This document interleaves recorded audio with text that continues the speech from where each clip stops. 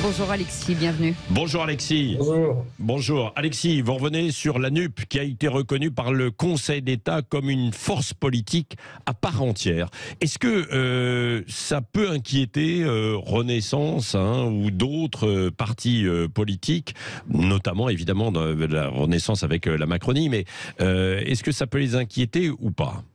Ah oui, clairement, et particulièrement Renaissance. Alors rappelez-vous, la NUP, on avait parlé de ce problème de nuancier politique. Oui. Gérald Darmanin avait refusé d'enregistrer la NUP comme nuance politique puisque les différents partis qui faisaient cette alliance n'avaient pas déposé le statut d'association.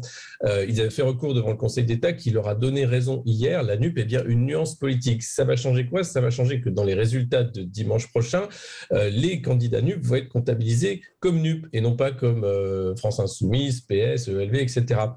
Donc, on va voir là les rapports de force réels entre Renaissance et la NUP. On l'a vu déjà ce week-end avec le vote des Français de l'étranger, où les candidats NUP se retrouvent face à des candidats Renaissance dans de nombreuses circonscriptions. Ça pourrait être le cas à nouveau dimanche prochain, et ça inquiète la majorité, évidemment, y compris Emmanuel Macron, qui pense peut-être prendre la parole pour essayer d'éteindre l'incendie. Et on voit bien que les tirs de barrage contre Jean-Luc Mélenchon se sont multipliés ces derniers jours.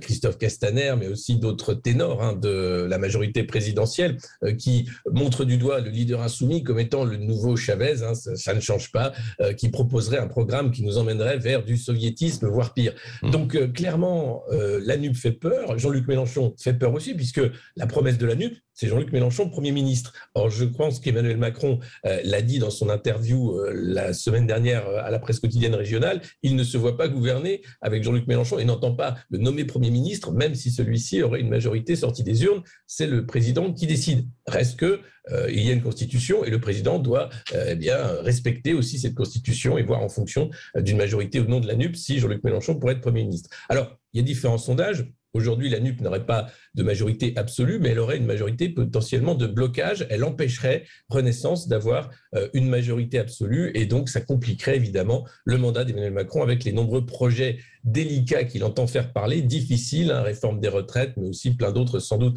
mesures d'austérité. Si aujourd'hui il parle de petits cadeaux pour les retraités, de mesures contre l'inflation, il ne parle pas de la politique austéritaire qu'il se verra obligé de mettre en place pour atteindre les promesses qu'il a faites à la Commission européenne de retour à l'équilibre budgétaire en 2027.